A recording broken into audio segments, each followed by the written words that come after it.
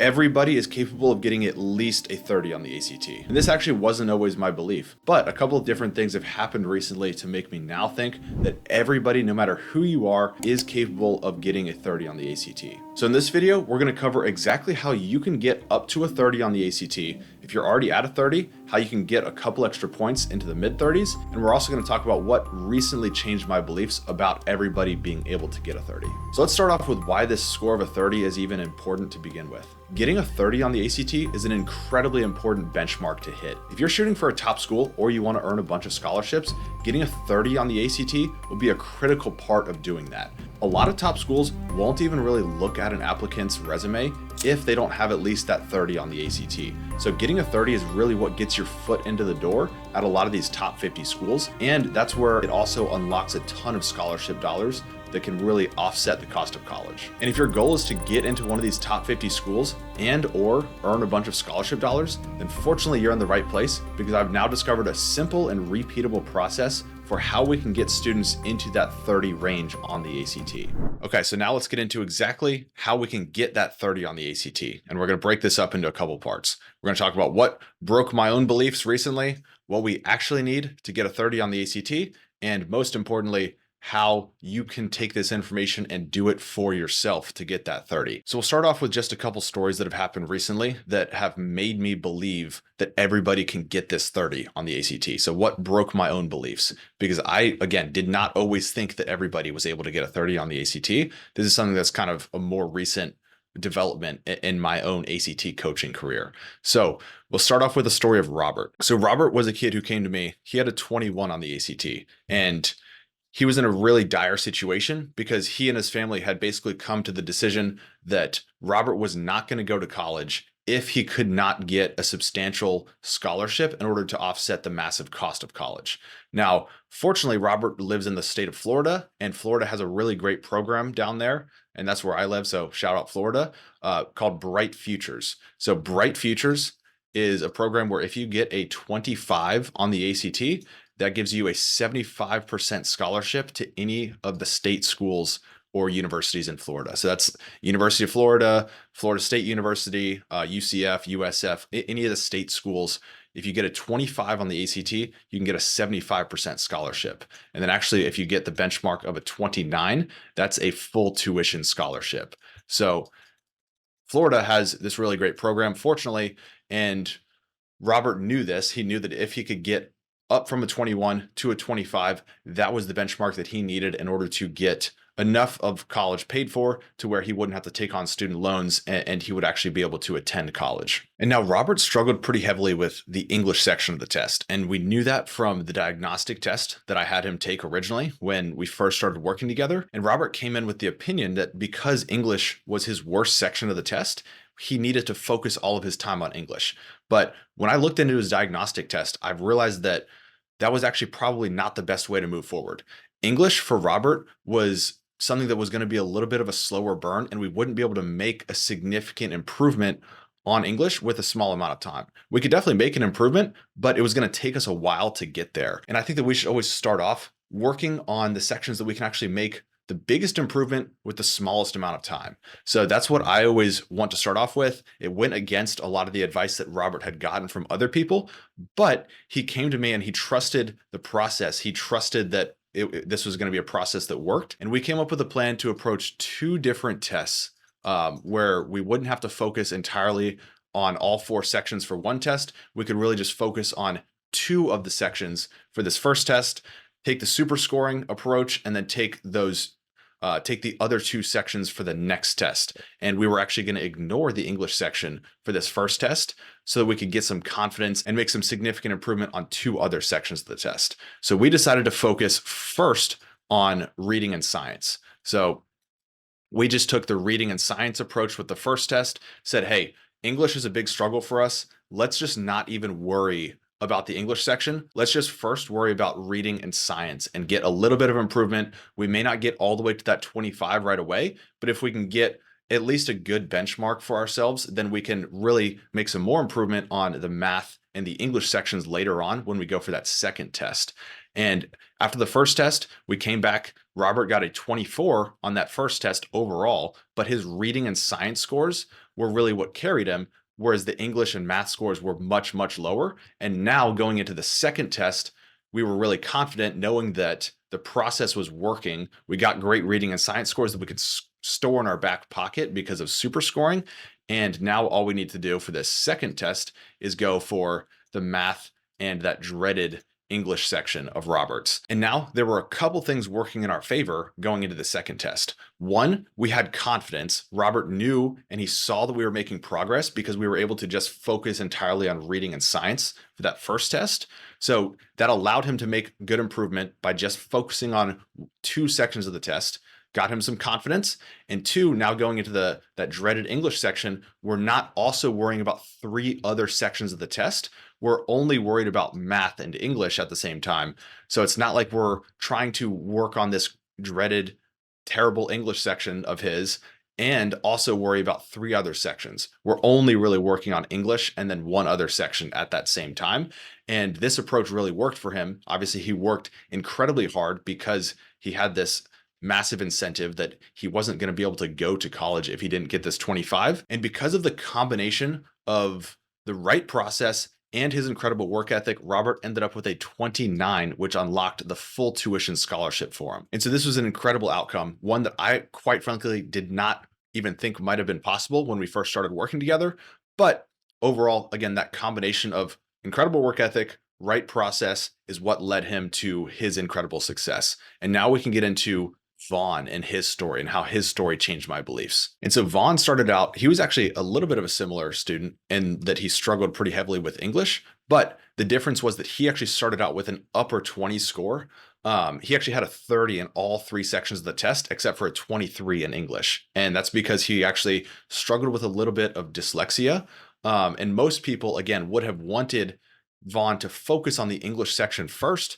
But again, we actually did the exact opposite. What we did is we again took this 2-test approach. So we took 2 tests, and for this first test, we're actually going to focus on the areas that I think we can make the most improvement, which are the areas that you're most comfortable with. So we're going to get some momentum. We're going to focus on the areas that we have the most room for improvement, which I think right now were the other 3 sections of the test because he was super uncomfortable with the English section. So we actually focused on science, math, and reading all at the same time going into this first test. We got all of those scores up from just flat 30s into like 32, 33, and 34.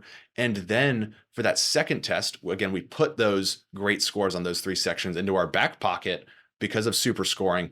And what we did is then we focused our entire preparation for that second test on the English section. And we took his original score of a 23 on English, again, by just focusing on 1 section of the test and having a little bit of momentum because of his because he was now confident that he could make some significant improvement. So on that English section, we went from a 23 up to a 28, which was a solid improvement, one that he didn't think was possible because of his dyslexia struggles. And overall, what's more important is that we went from a 28 to a 32 on the super score. So again, a couple key takeaways here. 1, Vaughn worked incredibly hard. He really wanted to overcome his struggles on the English section and overcome the struggles that he had overall with dyslexia. And 2, we put together a sound process and he trusted it all the way through. And so now let's get into another story that continued breaking my beliefs here. So after Vaughn, I really was thinking most people can actually probably get a 30 with the right process going at it with 2 tests. But Ava here is actually somebody who helped break the belief that it needs to be done over 2 tests, and it's more about just having the right process in general paired up with a student who works hard enough. So if you've been paying attention to my channel for any period of time, you may have heard of Ava before. She's kind of one of the classic stories here. She was a great student in high school, but really struggled on standardized tests. And she started out with a 22 on the ACT, which was not good enough for her, in her opinion, to earn her the right scholarships and get into the best schools. So what we did with Ava is she actually started out with a 23 on the reading section, which again, if you look at this overall score, you might think that we want to start off with math because math has the most room for improvement. But I saw that we could make a couple fixes on her approach to the reading section. So we completely revamped her approach to the reading section. And we actually spent a decent bit of time refocusing her entire reading approach, which is a little bit uncomfortable for her. But by focusing entirely on reading for a couple weeks, we were able to ingrain the proper process for her and make it so that she didn't really have to think about what she was doing on the reading section on test day. And then after we got that reading approach to the right place, then we were able to spend the rest of our prep time focusing on the other 3 sections of the test, where again, she was incredibly dedicated to this process. She did all of this over the course of 6 weeks, which I don't actually recommend to most people, but she was dealing with a different timeline because of a lot of her extracurriculars, and she really had to cram a lot of this stuff in. She dedicated a lot more than the typical 10 hours a week that I normally recommend. But overall, again, by breaking it down into section by section, figuring out where we needed to focus most of our energy first, and also by her being incredibly dedicated to the process, we were able to take her reading score from a 23 up to a 34, which is an incredible improvement, and overall get this 22 up to a 30. And if you've heard her story before, she ended up getting over $88,000 in scholarships to her dream school, and ended up being a really great outcome for Ava in just the course of 6 weeks. So again, a couple key points there. Incredible work ethic, and also going in with the correct process. But now this time, we didn't even have to do this over the course of 2 tests. So that's another belief that was really broken for me there. And now we've got the story of Nick. So Nick started out at a 23 back in February. He's, again, more of another similar story. Very, very hardworking, very disappointed by his original results. And when he came to me, he had actually done a decent bit of prep for that February test, which was really disappointing because it really didn't pay off for him at all. But what I pointed out to him was that he was also splitting his time with school and basketball at the same time while prepping for that February test. So what we did is we came up with a good plan to approach 2 different tests once again, where he could really focus on ACT preparation during the course of preparing for both of those tests. So once basketball season was done, we actually waited for basketball season to be done before really diving into preparation head first. And we approached the April test, and then we approached the June test. So for April, what we wanted to do was get him out of this discouraged area where he already was. So we started off with the areas that, again, I thought we could make the most room for improvement with the least amount of time investment, which for him, I thought was going to be the reading and the English section just by looking at his diagnostic test. And then going into June, we were going to plan to approach the math and the science section. And this is actually more of a standard story of just the 2 test approach being a great way to do things. We got him a good bit of score improvement on both reading and English because we were able to focus our preparation on just those 2 sections without worrying about math and science. We got good momentum, and we got him to trust the process.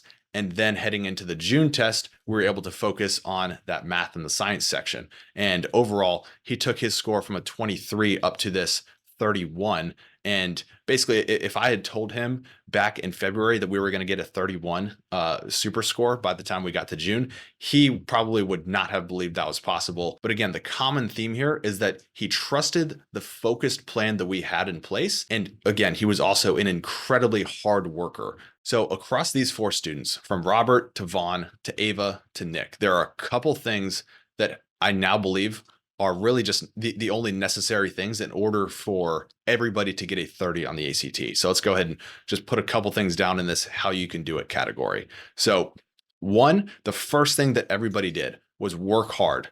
And that seems like an obvious one, but hard work is going to be one of the most important things. If you're not willing to dedicate the time and the effort to preparing for the ACT, then you're not going to get there. And then the second thing is they all trusted in what we had, which was a focused plan over a period of time. We weren't trying to spread ourselves out over all 4 sections of the test at once. We had a focused and dedicated plan to approach 1 section of the test at a time, and really even within that section, focus on 1 question type at a time. And so now we've got a couple key takeaways from students who have done this in the past. Now let's get into what we actually need to do in order to get a 30 on the ACT. So functionally, how does this work? How can we get to a 30? And here I have basically just a past grading scale from the ACT. So this will not be like necessarily the exact grading scale that works for your test, but this is just a random one that I pulled from the past. It's going to be pretty close here.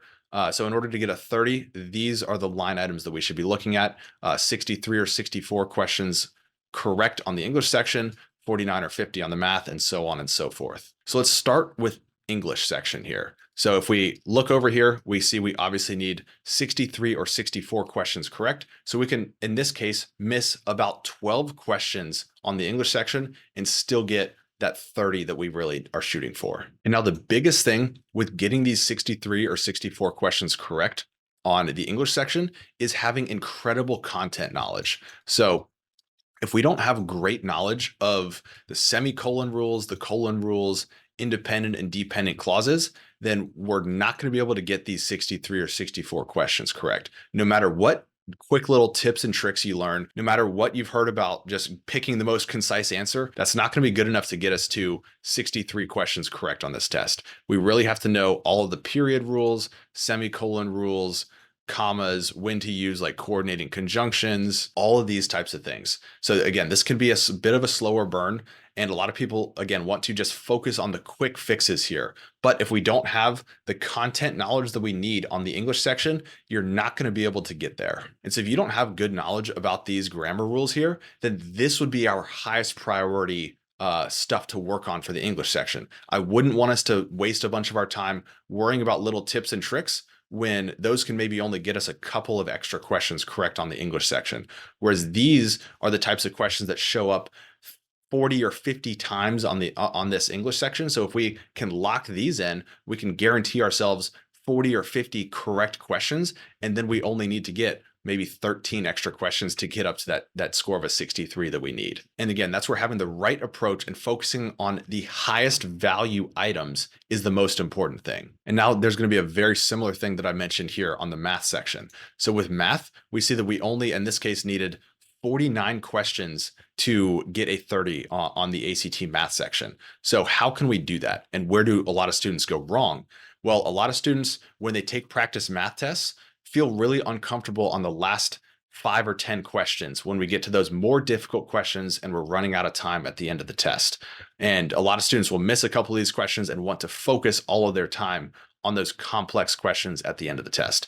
But what I say is the first 45 questions are all questions that most students are capable of solving if you have the fundamentals down properly. So this is the biggest thing that I typically will want to focus on is these fundamentals. Because if we don't have these fundamentals down properly, then we're leaking a lot of points early on in the test. Whereas if we do have these fundamentals down properly, then and we're able to get 38 out of the first 40 questions correct, then in that case, we only need to get half of the last 20 questions correct. Because if we have these fundamentals down and we're able to get, let's say, 38 out of the first 40 questions correct, then in order to get a 49, we only need 11 out of the last 20 questions in order to get that 30 on the ACT math section. And this is where just having having the right approach, focusing on the correct things, the highest value items is the most important thing. So rather than trying to focus on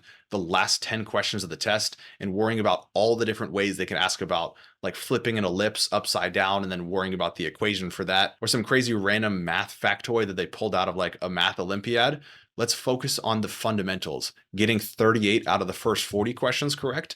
And then we could just have a toss up where we get basically half of these last 20 questions correct, and we're going to get to that 30. And so now looking over here at the reading and the science sections, typically what we see with these sections is if you miss one question, you go down by about 1 point. So if we're shooting for a 30, then we need to we need to be shooting to miss about 6 questions on both reading and science. And with the reading section, missing about 6 questions spread out across the 4 reading passages that there are, we really need to be shooting for only missing about 1 question per passage. And obviously that does not leave us with really that much room for error. So we really have to have a great strategy that works for us on the reading section because of this small margin for error. And a big thing with this strategy is actually, again, realizing what types of questions show up more frequently. And that is really, we need to lock down these little picture questions. So again, similar to math, a lot of times people can worry about the heavy analysis questions or the comparison questions. But when we have 25 questions about little picture, like little details, we really need to be having a great strategy for approaching those little picture questions. Otherwise, it doesn't really matter about the comparison questions or about the heavy analysis questions. We can miss a couple of those analysis questions if we are perfect on these little picture questions. So that's one of the things that I'll say, again, focusing on the high priority areas and not necessarily worrying about all of the other things, but really just mastering the biggest and most important thing with each section of the test. And now we can look at science. And again, we'll see another common theme here with science is, again, we don't have that much margin for error. So we have to have a great strategy. We cannot be guessing on like 5 questions at the end of the science section because we ran out of time. So we have to have really good approach. And I think the biggest things with the science section is mastering, I would say, the basic content knowledge. Like a lot of people will worry about like random niche science knowledge. Like on this last ACT that we just got back from June, I took it myself. There were a lot of people worried about the Doppler effect question. There was one question that was, I mean, out of complete left field. There's no way that you could really properly like prepare for a question about the Doppler effect. There's no way you could know that was going to be on there. But again, that's only one question on the test. So let's worry more about having our basic content really down. And this is something like knowing the pH scale, knowing your unit conversions, super easy, low hanging fruit. And then from there, we need to have the 2 most common types of questions, yes, yes, no, no questions down. And we need to have a great approach on these types of questions, as well as our standard data interpretation types of questions. So rather than worrying about these niche science knowledge questions that only show up one time, maybe on the science section, let's worry about having our basic content knowledge down and having great approaches on these yes, yes, no, no questions. Again, because we can miss 1 or 2 questions on random niche science knowledge, as long as we have the right strategy for the rest of these types of questions, and we're not missing too many of these, and we can get that 34 questions correct out of 40. And so now looking at what we actually needed here overall with each individual section of the test, we can come up with a couple of other key takeaways for how you can actually get a 30 on the ACT if that's what you're shooting for. So again, working hard, the biggest thing that we had with all of our students. 2, having a focused plan. And 3, I think having the highest priority. So highest priority things first. We're not worrying about the random niche science knowledge that doesn't really show up that often. We're not too worried about the crazy tough math questions at the end of the test. We're worried about the highest priority items, and we're really focusing in narrowly on those. We're not wasting our time spreading ourselves too thin by trying to cover every single possible thing. We're just narrowing in one topic at a time, one question type at a time. And I think the way that we do this is, first off, we always have to be taking a diagnostic test. And this is one of the most important things, because we need to figure out where our specific weaknesses are and where those line up with the highest priority items for us to work on. So these 2 things will kind of go hand in hand. We need to have a diagnostic test so that we can figure out the highest priority items for ourselves to work on. And then another thing to point out here is that with this focused plan, the way that we do this is not even just going section by section of the test, which is kind of the overarching picture, but within each section, we really want to even go further than that and go question type by question type.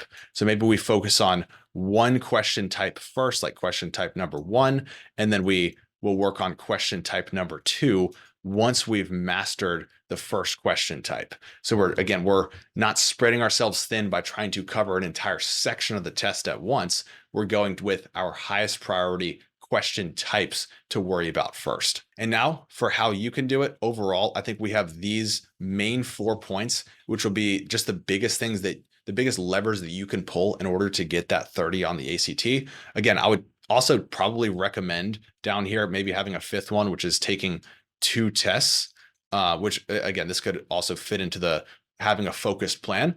But again, we actually saw that Ava did not need to take this 2-test approach in order to get the 30 on the ACT. And she went all the way from a 22 up to a 30. She did this in 6 weeks over the course of 1 test. So it's not fully mandatory for us to do this over 2 tests, but it's probably a good way to do it if you're not wanting to really burn yourself out and focus a ton of time on the ACT all at once. But if you combine all of these things together, I think this is how we can say that there's a simple and repeatable process to getting this 30 on the ACT. We've seen it happen over and over again with students who accomplish these four things. And also typically it makes it easier if we do this fifth thing down here and we do this over the course of 2 tests. And so now I've given you an outline for how you can do this on your own. But if you want me to simplify the process for you, if you want me to create the focused plan for your specific situation, if you want me to find all of your highest priority question types from the diagnostic test and help you go section by section and question type by question type, then you can apply to be a part of my coaching program. Message me over on Instagram. If you send a direct message to my profile with the word boost in it, then that will let me know that you're interested in joining my coaching program and having me take you by the hand and go through this full process to getting a 30 or even higher than that on the ACT. And other than that, stay tuned to the channel, both here on YouTube and over on Instagram for more free guides on how to improve your ACT score, get that 30, get into the best college possible, and also earn the most scholarship dollars possible. I'll see you in the next one.